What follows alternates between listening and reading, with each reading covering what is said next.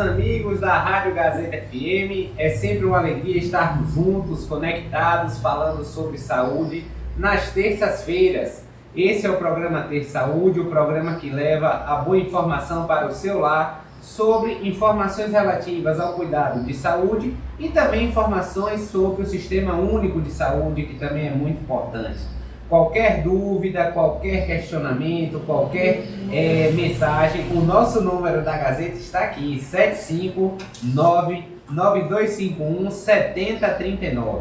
Hoje eu vou começar mandando um abraço para todas as pessoas do município de Capela. Essa semana eu estou trabalhando por lá e aí ficaram super felizes quando souberam que nós estaríamos aqui. Então vou mandar um grande abraço a toda a população de Ipiraí, a comunidade específica que nós estamos e aos colegas que trabalham no posto de saúde, né, Agenor Nunes Filho. Então um abraço para vocês que estão nos acompanhando aí e vamos dar início ao nosso programa de hoje, programa muito importante em que vamos falar sobre uma doença extremamente prevalente, bem incidente na nossa população, que é a hipertensão arterial sistêmica. Para a gente poder começar falando, hoje nossa bancada está repleta de pessoas bacanas, pessoas legais, e vou pedir para que essas pessoas possam dar um alô, um salve-salve aí para quem está nos assistindo. Começando com ela, nossa chefa da bancada, Selminha.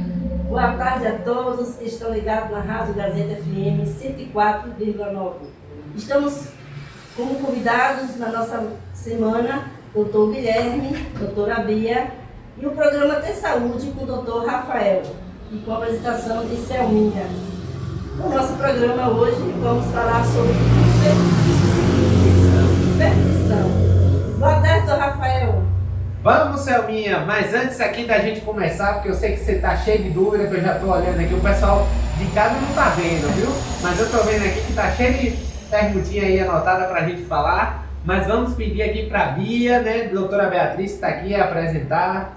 Boa tarde a todos os ouvintes da Gazeta. Meu nome é Ana Beatriz, eu sou estudante de medicina da Baiana e é um prazer estar aqui mais uma semana no programa Ter Saúde. E o doutor Guilherme, que está aqui conosco hoje no seu primeiro encontro, no seu primeiro programa, seja bem-vindo. Muito obrigado, doutor. Boa tarde, pessoal. Eu sou o Guilherme, eu também sou estudante de medicina da Baiana, sou do 11º semestre, né? O penúltimo semestre, daqui a pouquinho também aí vou virar médico, doutor de verdade. E muito obrigado pela rádio por ter me recebido, estou muito ansioso e muito feliz por essa oportunidade. Beleza! Então, Selminha, vamos nessa. Vamos falar sobre a famosa pressão alta, né? Que é muito comum e muitas dúvidas existem, muita coisa que a gente tem que falar. Vamos nessa. Pois é, doutor Rafael, eu queria que o senhor explicasse o que é hipertensão arterial. Beleza, vamos começar falando sobre o que é essa doença. Eu gosto sempre de explicar ao paciente, Selminha, que a gente precisa entender que o nosso corpo, e todo mundo, a grande maioria das pessoas sabe, ela possui a presença de vasos sanguíneos. Esses vasos sanguíneos é o que a gente chama de artérias e veias. É importante a gente falar isso porque a hipertensão arterial sistêmica, ela vem justamente desse processo de acometimento que vai ter esse fluxo de sangue no nosso corpo alterado. O objetivo central do nosso corpo é que o sangue ele possa circular de uma forma leve, de uma forma fluida e que não tenha nenhuma alteração. Porém, o que é que acontece? Em algumas pessoas, alguns mecanismos fisiológicos, ou seja, que vêm do próprio corpo, vai fazer uma alteração daquilo que era esperado ser normal do sangue refluir. Então o que é que acontece? O sangue ele vai precisar cada vez mais ser forçado, bombeado pelo coração com mais força, para ele poder circular no corpo. Quando a gente tem isso, que aí pode ser por conta de uma alteração dos vasos sanguíneos, eles estão ficando mais rígidos, mais duros, ou eles estão passando por algum processo fisiológico, a gente tem o que se chama de hipertensão. Então a hipertensão arterial sistêmica é quando você está cursando um aumento, uma elevação da força com que o sangue está sendo bombeado no seu corpo. E isso não é normal. Eu gosto sempre de fazer uma explicação como se a gente fosse imaginar nossa casa. E isso é importante a gente falar. Nossa casa, ela tem uma caixa d'água, né? Essa caixa d'água ela armazena água. E a gente tem a água que vem da rua, né, que vai encher essa caixa. Quando a água ela está forte, o que é que acontece? Consegue encher aquilo dali e você enche aquela caixa. Faltou água, você abre a caixa e você vai estar funcionando. Se abriu ali a torneira, a água cai normal. Mas quando a água da rua vem muito forte, às vezes aquilo ali pode fazer o quê? Quebrar um cano, pode fazer uma coisa. E isso é a mesma reflexão para a hipertensão arterial sistêmica. É quando aquele líquido que está circulando no nosso corpo, o nosso vaso, ele é as artérias, né, principalmente, ele está fluindo o sangue de uma forma mais rápida. E o coração ele vai ter que apertar mais vezes para forçar aquele líquido a correr. Então está tendo uma resistência em uma determinada parte do corpo, geralmente na periferia, que está dificultando aquele fluxo de sangue que estava indo normal de chegar até lá. Então eu preciso acelerar ele. Então isso é o que a gente chama de hipertensão. Muito boa a resposta, doutor Rafael. Eu queria perguntar à Bia, doutora Bia, quais são os sintomas que a pessoa possa sentir já a sua pressão alta? Pronto, Selminha. Primeiramente, que muitas vezes as pessoas podem não sentir que a pressão está alta, né? Então, tem muito paciente que chega e acha que minha pressão não é alta porque eu não sinto nada. Mas a pressão pode sim estar alta. É aquela pressão silenciosa? Exatamente. Isso é um grande perigo, né? Porque aí causa uma falsa sensação de que a doença não existe. Mas tem muitos pacientes também que sentem, que apresentam os sintomas de quando a pressão está alta. Dentre eles, coisas que são muito comuns. Uma dor de cabeça, às vezes sente tontura, formigamento nas mãos, né? Nas pernas, enfim, às vezes até um escurecimento da visão, uma sensação de desmaio, muitas vezes pode acontecer, às vezes assim, até em casos mais graves, um aperto no peito e tudo mais. Então, acho que são sintomas que às vezes as pessoas não percebem, não fazem a relação de que pode ser da pressão, né? Porque assim existem várias outras doenças, né, que também pode dar uma dor de cabeça, uma tontura, tudo mais. Então é sempre importante a gente estar vigiando quando sentir esses sintomas, porque pode sim ser algo da nossa pressão estando elevada. Eu costumo dizer, Selminha, só complementando a doutora Bia, que a grande maioria dos casos que a gente vai pegar, a pessoa geralmente não vai estar sentindo nada, tá certo? Isso é o mais comum que a gente tem. E isso já liga um alerta para que a gente possa falar que existem doenças no nosso corpo que são assintomáticas, que não causam sintomas.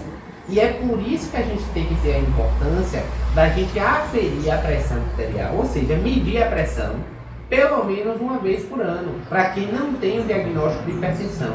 Porque a partir daí a gente está fazendo o rastreamento.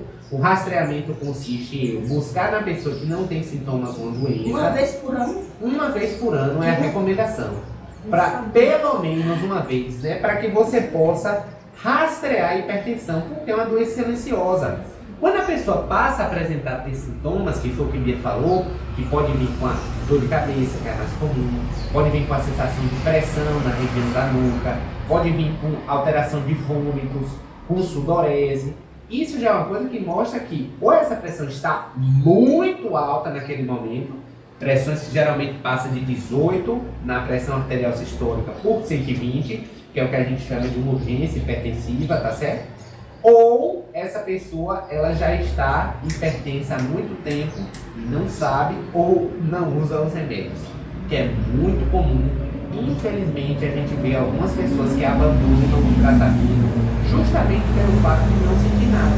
Então acha assim, não estou sentindo nada, estou bem. E isso é uma falsa. Eu já vi muitos casos de dizer assim, estou bem, não vou precisar usar, não vou usar. Acho que não tem necessidade daquela continuidade, independente de tal ou não.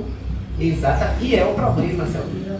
Porque o problema maior disso tudo aí é que a gente fala sempre assim, hipertensão ela tem complicações? Tem. E ela tem uma principal que se chama insuficiência cardíaca.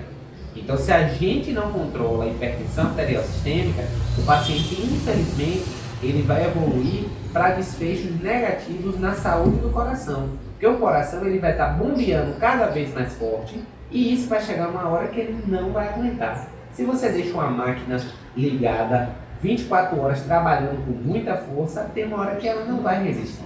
E isso não é diferente no nosso corpo. Então, uma hora esse coração que está ali o tempo todo sendo incentivado, pressionado muito forte, ele não aguenta. Então, o objetivo do remédio é justamente nós chegarmos àquilo que a gente chama de uma normotensão, né? uma PA normal, uma pressão arterial normal, para que possa o coração não sofrer. Então, um recado que a gente faz para todas as pessoas que nos ouvem é: usem os seus remédios, uma vez diagnosticada hipertensão arterial sistêmica, usar o remedinho continuamente, independente ou não de estar sentindo alguns sintomas. Muito bom. Guilherme, né? Isso. Doutor Guilherme, quais são as causas e fatores de risco para a hipertensão? Olha só, Selma, a questão relacionada com fatores de risco estão muito relacionados principalmente com os hábitos de vida que a pessoa tem. Tem uma questão genética, que às vezes quando nossa família tem muitos casos de pressão arterial, a gente tem uma predisposição maior a desenvolver pressão arterial. Sempre, não, nem sempre, por causa da questão dos hábitos de vida. Então, coisas relacionadas com a nossa alimentação são envolvidas. Então, quando a gente come muita gordura, come muito açúcar, a gente pode desenvolver pressão arterial mais elevada. Sal, excesso de sal também a gente vai desenvolver, quer dizer, aumenta muito a chance de desenvolver.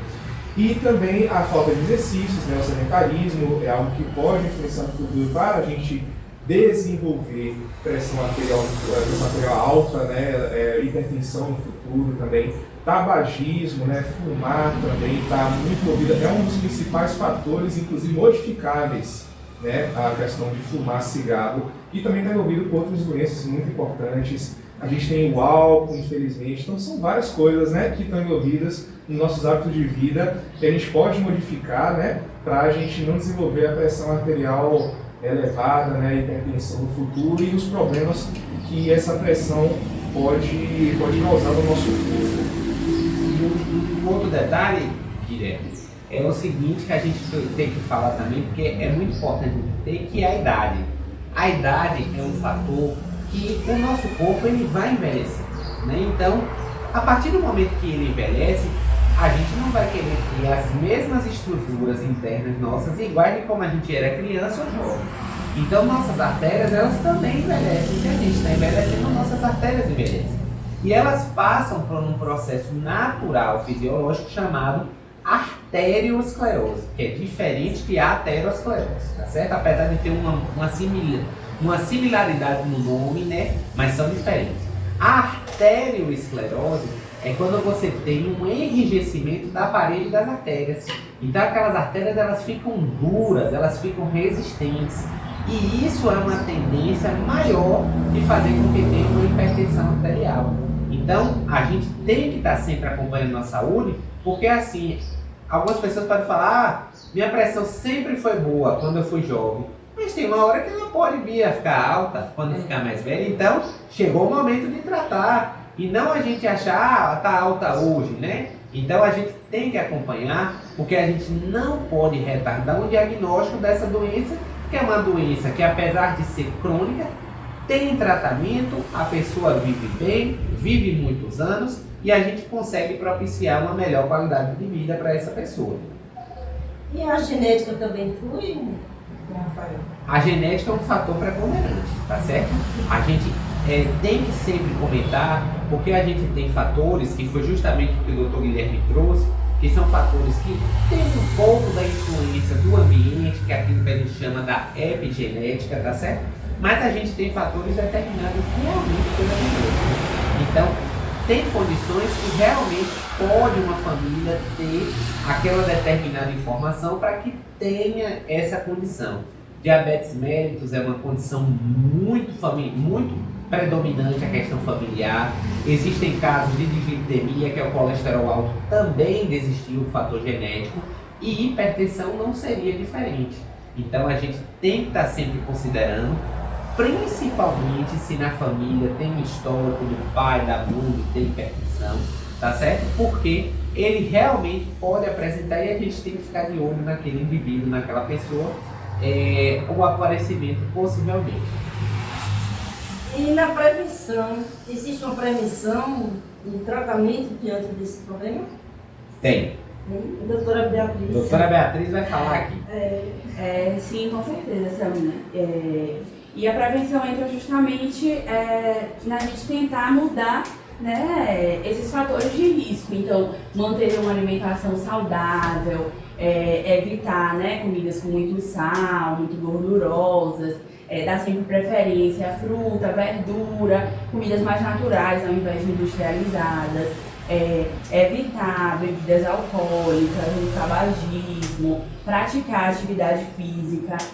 Como a gente até falou na semana passada, né, em relação à diabetes, a hipertensão também é muito beneficiada da prática de atividade física. Então, a Organização Mundial de Saúde até recomenda, né, que a gente faça 150 minutos de atividade física de moderada intensidade por semana. Então, isso pode ser dividido, né, assim, de segunda a sexta, 30 minutos, ou da forma que ficar melhor na rotina da pessoa, mas é muito importante ter essa prática de atividade física, também fazer o rastreamento. Então é importante, como o Dr. Rafael tinha falado, pelo menos uma vez por ano estar medindo a pressão, estar consultando, né, um médico para fazer essa avaliação, e caso a pessoa tenha, né, uma pressão elevada, isso seja identificado logo, podendo se tratar o mais precoce possível. Então, são medidas assim que a gente pode fazer realmente para modificar e tentar não desenvolver ou vir a desenvolver a hipertensão, que ela não cause maiores complicações nas pessoas. Ótimo. Beber bastante água no dia a dia é uma precaução, doutor? No caso, beber bastante água é algo extremamente saudável para a gente fazer sempre. No caso, com relação à pressão arterial, eu posso falar que ajuda a gente, inclusive, a prevenir problemas relacionados com os rins. Quando a gente bebe bastante água, a nossa função renal, ela consegue ser bem desenvolvida, e a pressão arterial elevada, ela pode inclusive machucar os nossos rins. Os rins são nossos principais órgãos que são afetados por conta da hipertensão. Então beber bastante água pode ajudar a gente, tanto quando a gente tem pressão quanto também não tem. Então a questão também está relacionada com a nossa hidratação. Quais são os órgãos mais afetados por hipertensão? Selminha, eu vou aproveitar essa sua pergunta e vou complementar só a resposta do Dr. Guilherme. Certo. Porque tem muita gente que acha que o problema da hipertensão é só o coração. E olha como já veio sua pergunta para ele falando. E isso não é verdade. Você sabia que o grande órgão que a gente acompanha, o coração, ele vai sofrer um impacto, mas o grande órgão que pode causar, que vai acometer, se chama rim. Então é o rim que é onde está todo o processo central ali, tá certo? Então a gente tem que estar sempre olhando, e o Dr. Guilherme falou muito bem, beber água faz bem para os rins, então beber água faz bem para a hipertensão. Porque se eu estou hidratando o meu corpo, eu estou fazendo com que o rim funcione adequadamente e eu não vou sofrer uma injúria renal. Porque quando eu tenho qualquer alteração que infelizmente venha a causar, né, nesses rins alterações, a pessoa pode cursar com hipertensão arterial sistêmica pelo sofrimento do rim que não está funcionando direito. Então, esse é um dos órgãos acometidos. Mas para falar dos outros, a gente precisa falar sobre órgãos-alvo. Quando a gente fala sobre isso, são órgãos que podem ser atingidos pela doença da hipertensão arterial sistêmica. E para facilitar, eu sempre faço assim, da cabeça aos pés. A gente tem diversas alterações que podem acontecer. Primeiro, eu vou começar pelo cérebro, que pode acontecer doença vascular cerebral, né? Que é o famoso derrame, acidente vascular cerebral. Esse é um órgão que pode ser acometido. Segundo órgão que a gente tem, retina, nossos olhos. Então, nossos olhos precisam ser cuidados. Por quê? Porque a hipertensão pode fazer com que você tenha alteração retiniana que pode levar a uma cegueira. Então, a gente tem que cuidar. Próximo ponto que a gente pode ter, vasos sanguíneos, já pegando aqui o nosso pescoço, né? Vamos falar, e pode ser qualquer parte do corpo. Então, qualquer área do nosso corpo pode ser acometida e a gente tem que ficar atento, porque pode ter alterações específicas. Próximo, coração. O coração pode ser acometido pelo infarto agudo no miocárdio. Então, o infarto, ele é uma complicação que a hipertensão pode causar. Próximo órgão, rins, né? A gente tem que pode ter alteração também, tá certo? Então, tudo isso são estruturas que podem estar culminando em alterações que a gente precisa combater. Então, é por isso que a gente combate isso monitorando. Então é por isso que o paciente que tem hipertensão, ele precisa fazer exame todos os anos, tá certo? Então, doutor, eu fiz, já tem 3 anos, tá atrasado, tem que fazer todo ano. Por quê? Porque a gente quer identificar precocemente, tá certo? E a prevenção é tão mais barata, não é? Não é? É muito mais fácil a gente já descobrir recente do que já ter o prejuízo lá na frente. Então a gente tem a rotina cardiovascular que a gente fala. Então vamos comentar um pouquinho sobre essa rotina, né, doutora Lina? Sim. Da rotina cardiovascular, o que a gente precisa fazer, né? A gente precisa fazer exames de laboratório, né? Então a gente vê como é que está o colesterol do paciente, tanto o colesterol total, quanto as frações dele, o HDL, o LDL, o triglicerídeos. É importante também a gente avaliar a glicemia do paciente para ver como é que está o nível de açúcar, certo? A função renal, porque como o Rafa falou, é assim, o principal órgão, né, que a hipertensão prejudica do nosso corpo. Além disso, é importante que a gente avalie também o ácido úrico e também o potássio, que são eletrólitos do nosso corpo, sumário de urina. E o sumário de urina, ele faz um reflexo do nosso rim, né? A gente acha às vezes que o sumário de urina é só para mostrar se tem infecção urinária. Mentira pura. O sumário de urina, ele mostra tanta coisa que a gente quer ver. Mostra se tem proteína, mostra se tem sangue. E tudo isso pode estar açúcar, né? Ele pode estar alterado. Então, o sumário de urina é um excelente exame para a gente ver nefropatia renal ou de outra etiologia, né, que pode ter. E o famoso eletro no coração, que a gente não pode esquecer também. Então, é importante a gente fazer um eletrocardiograma, porque o eletrocardiograma vai mostrar o funcionamento do coração para que a gente possa identificar se está tendo algumas alterações. Algumas pessoas, elas podem apresentar aquilo que a gente chama de sobrecarga atrial esquerda, que nada mais nada menos é do que uma própria complicação do coração. Não necessariamente é um grande problema, mas requer uma atenção e um cuidado de você observar. Mas a gente pode identificar uma sobrecarga de câmaras ventriculares, aí já é outra coisa.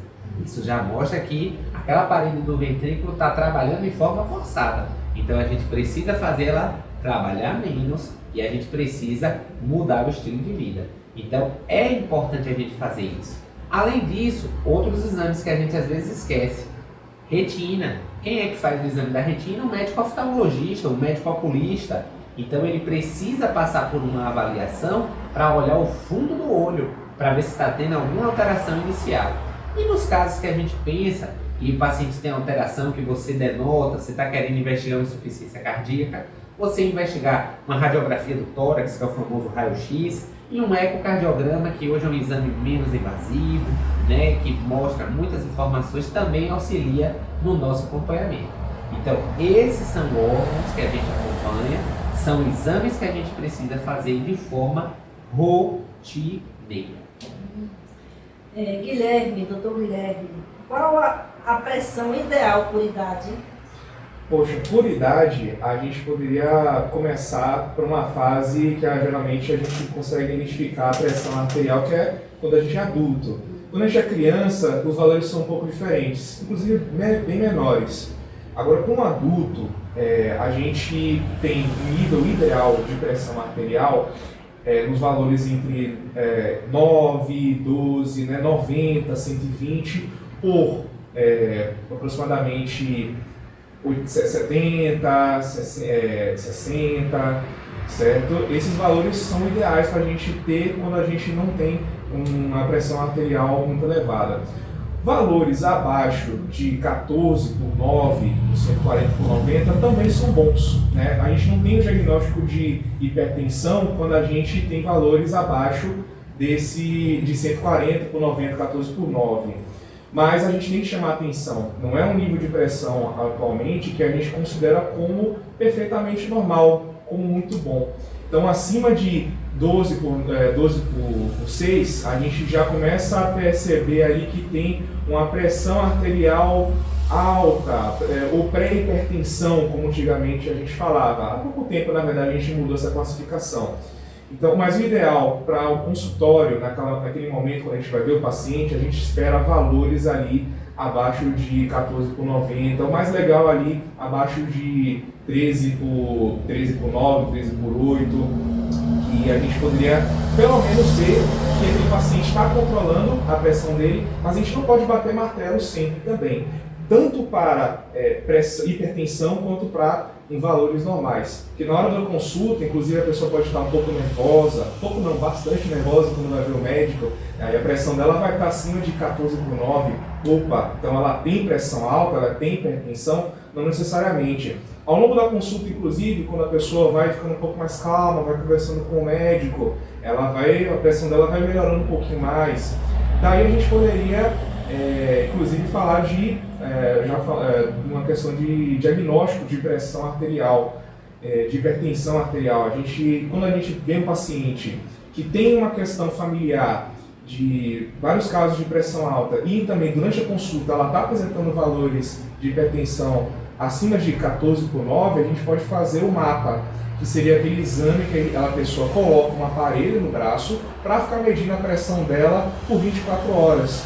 Então vai medindo ali de meia hora, 15 minutos, para ver se a pessoa ao longo do dia, ela realmente tem uma quantidade considerável, acima de 25% aproximadamente, de pressões acima de 14, na verdade no mapa a gente considera até acima de 135 por 85, a gente já pode considerar que a pessoa pode ter ali hipertensão arterial. E inclusive quando a pessoa lá apresenta valores abaixo disso, ou valores ótimos, né, 125 por 80, 125 por 75, a gente pode ver que a pessoa tem aquela questão do hipertensão do jaleco branco. Algumas pessoas podem até ficar familiarizadas com esse termo, porque durante a consulta a pessoa fica tão nervosa que parece que ela é hipertensa, mas na verdade o mapa demonstrou ali que ela não tem ao longo do dia, a pressão arterial dela ao longo do dia é normal, é muito boa.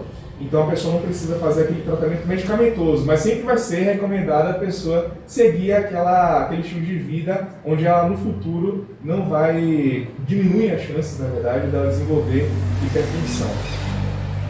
Ótimo. Doutor Rafael, o SUS tem os primeiros socorros. Quando uma pessoa estiver hipertensa, o SUS dá esse suporte?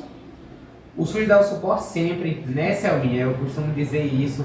É importante a gente falar que essas condições, tanto a nível de emergência quanto ambulatoriais, são acompanhadas. Mas é muito importante também a gente esclarecer ao paciente que as portas estão abertas, né, na emergência e nas unidades de saúde da família, e que os profissionais que estão atendendo vão fazer o devido referenciamento, assim conforme a necessidade do tratamento, tá certo? Então, o manejo da hipertensão ele é muito comum nesses espaços, seja ele da crise hipertensiva, que a gente geralmente pega em alguns casos, ou seja ele dos ajustes ambulatoriais de hipertensão.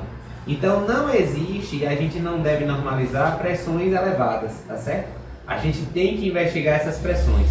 É muito comum a gente ver assim, e empurrando com a barriga, falando da seguinte forma: a pressãozinha hoje está alta porque eu vim andando, a pressão hoje está alta porque eu vim de bicicleta, a pressão está alta porque ontem eu comi uma carne salgada, a pressão está alta porque eu estou preocupado.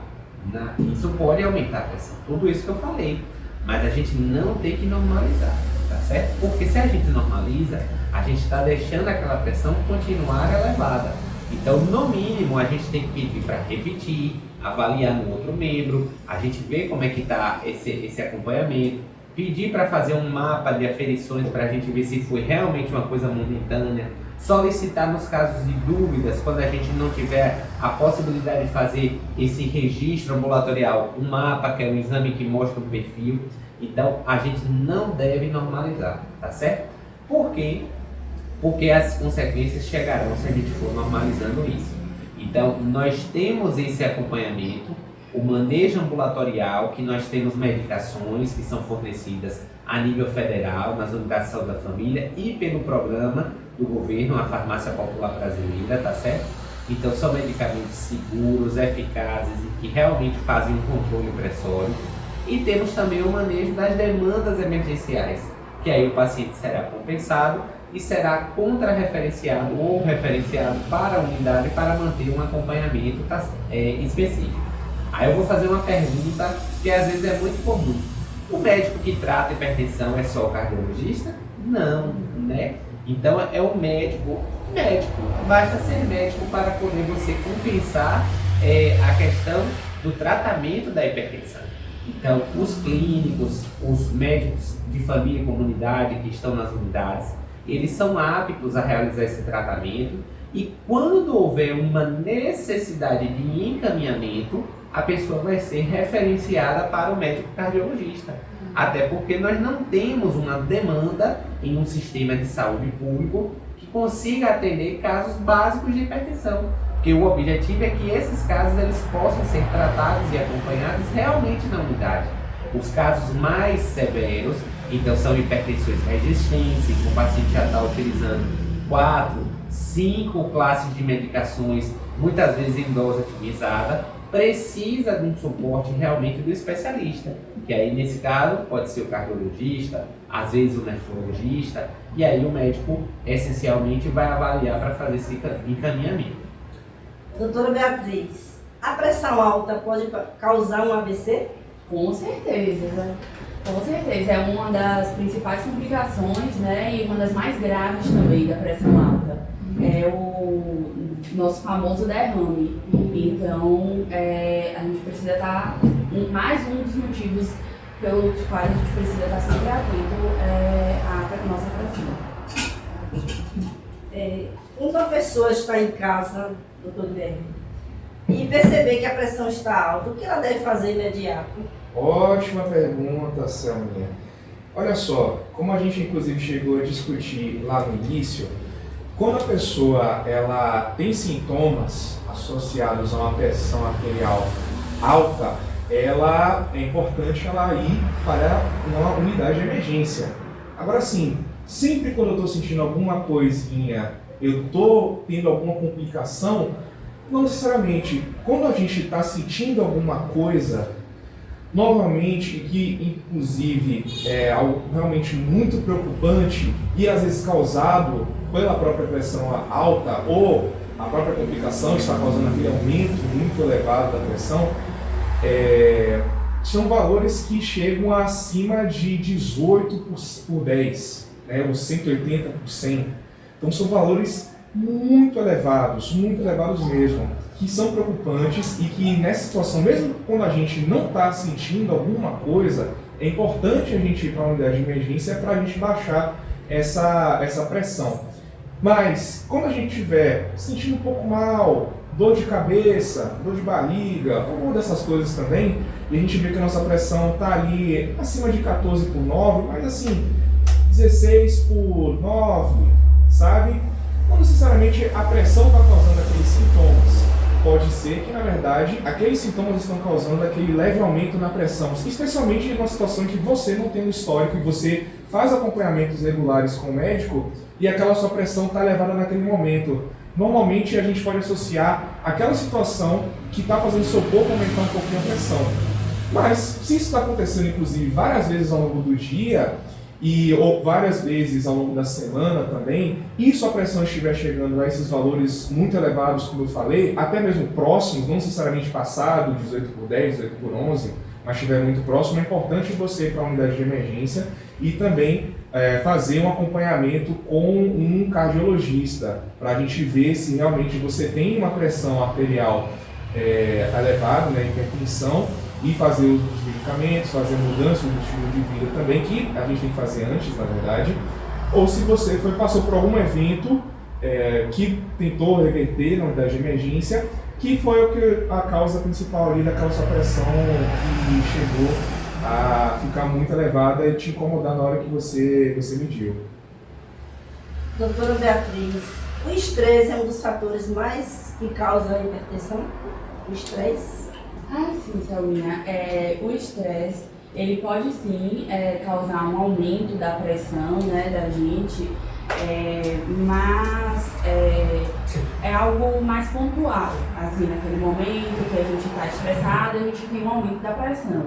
Quando a gente tem um aumento sustentado dessa pressão, geralmente é mais pelas causas que a gente, Guilherme, né, falou no início, assim, da alimentação, da falta de atividade física, uma história familiar, né? Então, é importante a gente ter esse cuidado, obviamente, evitar, né, situações estressoras, e também identificar, né, não, naquele momento eu estava estressado, minha pressão deu um pouco alta, mas pode não ser só o estresse, eu posso ter ali já uma hipertensão estabelecida que eu ainda não sei, e aí fico achando que é sempre o estresse que está gerando essa elevação da pressão, mas na verdade a gente já tem uma doença, a doença já está estabelecida, né?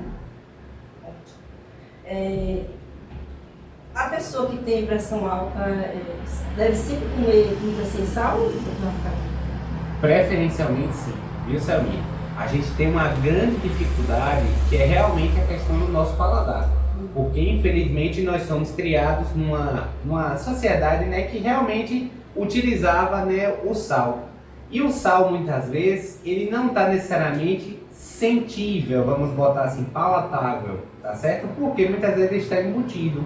Por exemplo, você come ali um produto industrializado, um biscoito recheado, ele é doce, mas ele tem sal. Você come ali um salgadinho, o próprio nome já diz, ó, salgadinho, né?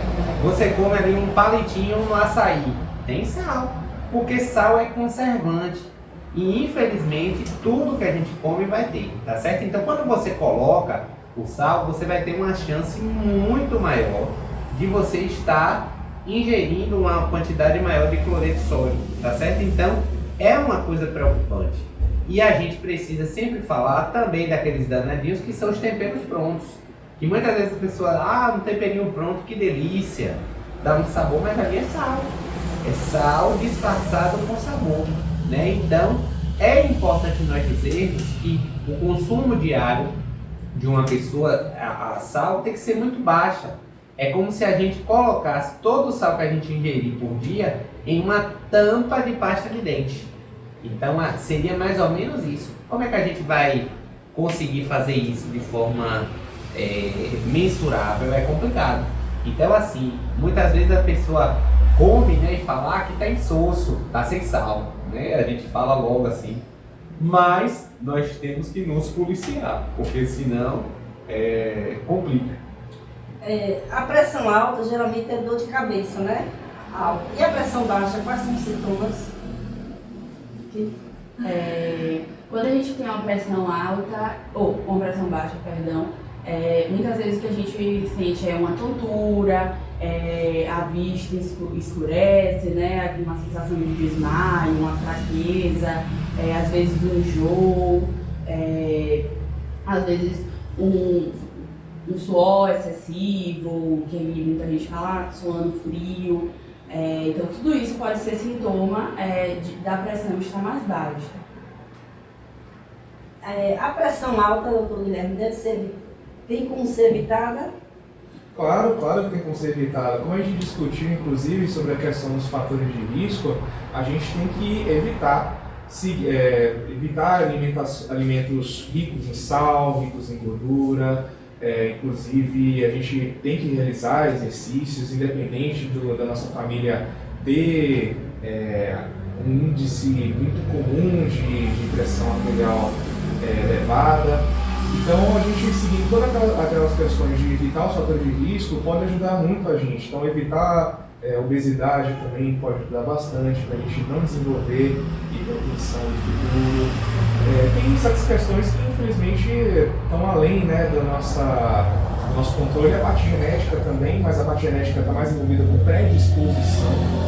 Então, com as nossas exposições ambientais, podem facilitar com que a gente desenvolva essa hipertensão, mas também tem, como o doutor Rafael falou no início, a parte da idade, né? Que infelizmente com o tempo nossos vasos sanguíneos vão ficando um pouco mais enrijecidos, mas caso a gente tenha um estilo de vida muito mais saudável, fazendo exercícios, se alimentando bem, evitando fumar, na verdade até cessando, né? Não fumando, evitando ingerir bebida alcoólica, bebendo bastante água, talvez no futuro a gente chegue em uma idade bem avançada e a gente nem tenha realmente um diagnóstico ali de hipertensão, ou até caso a gente tenha um diagnóstico, a gente só usa ali um medicamento, né? Losartana, Nalapril, só um medicamentozinho para que a gente tenha uma pressão arterial controlada, mas não seja algo que vá levar a gente ter as complicações no coração, nos rins, ou até um AVC também. Meu pai mesmo tem 94 anos, ele não é hipertenso. Ó que maravilha, tá vendo? Isso é uma dádiva. É uma dádiva. E a gente avalia, nós família, né? A gente avalia por ele ser uma pessoa sempre tranquila, né? Não recebeu muita sobrecarga de preocupações. Eu acho que isso ajudou. Influencia muito, muito mesmo. Demais. Tanto que é importante a gente não ter tanta pressão nas coisas, não querer as coisas em cima da hora, né? Exato. Procurar uma vida mais leve. Mais leve, mais light, mais fluida. Mais fluida, né? Então, você ouvinte que está em casa, né, que queira fazer alguma pergunta ainda ao doutor Rafael, a Beatriz e a doutor Guilherme, mande sua pergunta. O número da Gazeta é 9251 7039. Então, estamos aqui ao vivo na Gazeta e o doutor Rafael, Beatriz e o doutor Guilherme responderá a sua pergunta. Me fala mais um pouco sobre a pressão alta, doutor Rafael. É perigoso a pressão alta de 16/10? Olha, essa é uma pergunta boa que você fez, Selminha, porque assim, existem valores, que até o doutor Guilherme falou mais cedo aqui, sobre os valores de pressão arterial. Aí a gente vai precisar interpretar algumas coisas. Se eu achar um 16/10 numa criança, eu vou me assustar imediatamente. Teoricamente não é pra gente ter aquilo, tá certo? Mas se eu tiver um hipertenso, eu vou me assustar, mas vou me assustar menos. Porque aí eu vou compreender por que esse paciente está com isso. Será que ele não usou o remédio adequado? Será que ele não é hipertenso? Será que ele é diagnosticado? O que é que está acontecendo? Então, assim, existem diversas coisas. O paciente tem sintoma, está sentindo alguma coisa ou está normal? Então, a depender do estado que o paciente se apresenta e a depender da condição que ele já tem, a gente vai ter uma conduta. Então, muitas vezes, o 16/10 para uma pessoa, para um atleta mesmo que corre, vai ser uma coisa muito alta, tá certo? Por quê? Porque o corpo dele está acostumado a ter valores muito mais baixos. Então, ali vai estar muito alto, ele vai estar sintomático. Então, assim, nós precisamos compreender o estado em que o paciente está e o estado que ele tem de história para a gente poder dizer se é algo assim preocupante ou não. Mas, de uma certa forma, já se é preocupante porque é um valor acima da normalidade. Então, a gente tem que tentar voltar ele para tornar normotenso, para tornar uma pessoa que está ali com a pressão ok. É mais comum, é homem ou mulher ter pressão alta? E aí, a nossa prevalência? Responda aí, doutor Guilherme. Logo eu, que agora estou tentando lembrar, eu sei que infelizmente é muito mais prevalente na população negra também, inclusive a população negra dificilmente consegue utilizar o enalapril, inclusive. É uma população que mais facilmente desenvolve aquele efeito colateral muito comum, que é esperado, faz parte um pouco do mecanismo do medicamento, que é a tosse, e aí a gente substitui pela losartana, que aí a losartana já funciona de forma muito parecida, são basicamente primos, né, a losartana e o enalapril, mas tem uma diferençazinha ali pequena no mecanismo que vai fazer com que a pessoa não chegue possível. Agora, a pressão com relação ao sexo, eu lembrei, é muito mais prevalente em homens na nossa população, em escala mundial, inclusive.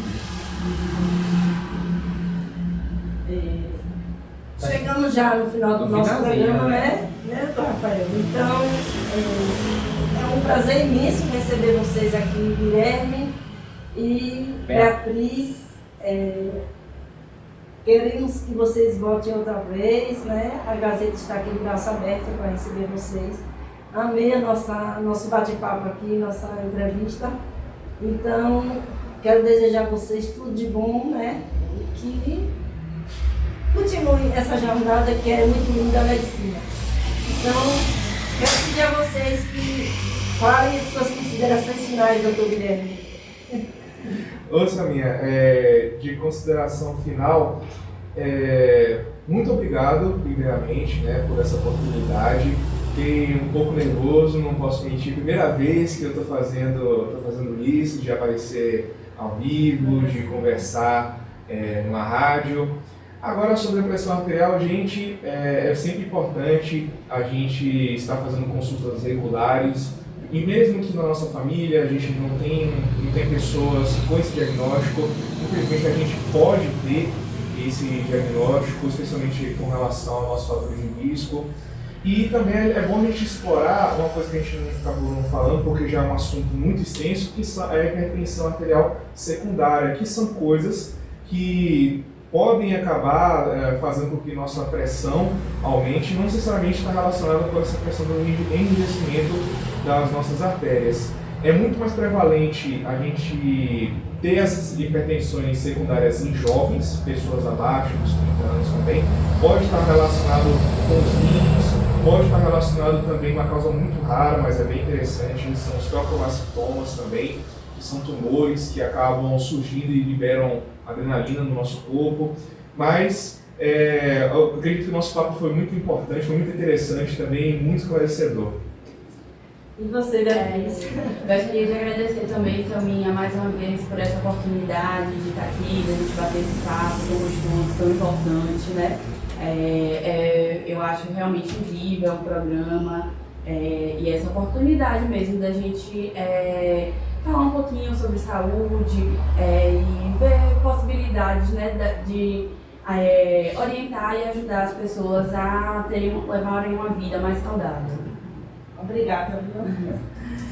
E aí, doutor Rafael? Para a gente encerrar, Selminha, para entrar às 18 horas certinho, né? Então, assim, agradecer a todos que nos escutaram, a presença de Guilherme, a presença de Beatriz mais uma vez. E assim, a mensagem final que a gente tem que ter é uso regular de medicamento por quem já é hipertenso. Então, usar de forma certinha, fazer os acompanhamentos. E aquelas pessoas que têm dúvida ou que estão achando que tem alguma coisa ou preocupados, procurar uma avaliação médica para que seja dada um diagnóstico preciso, né, se tiver, ou descartar se for o caso, tá certo? Queria só mandar um abraço aos meus amigos, colegas antigos mobilistas de Riachão da Card, né, do Grupo Card. Helder, da oficina de óculos, mandou aqui mensagem. Então, um abraço, Helder, dizer que estamos organizando uma feijoada no dia 18 do mês de maio agora, já estamos vendendo aí para poder mobilizar o clube. Então é um convite a todas as pessoas que puderem contribuir, né, com a galera dos antigos, é uma grande alegria, nos ajude participando, procurando os membros para poder tirar uma fichinha. A feijoadinha vai estar boa, não vai afetar a hipertensão, vai estar com sal no ponto, né? Então, beleza, pessoal, muito obrigado mais uma vez pela atenção de vocês. Estaremos juntos no nosso programa Ter Saúde. Obrigado, Selminha. Muito obrigada, doutor Rafael. Até mais. E aí, gostou do vídeo? Deixe seu like e seu comentário. Gostaria de saber o que você achou desse vídeo. E se inscreva no meu canal, Diário de Selminha. ative o sininho de notificação, compartilhe e muito obrigada!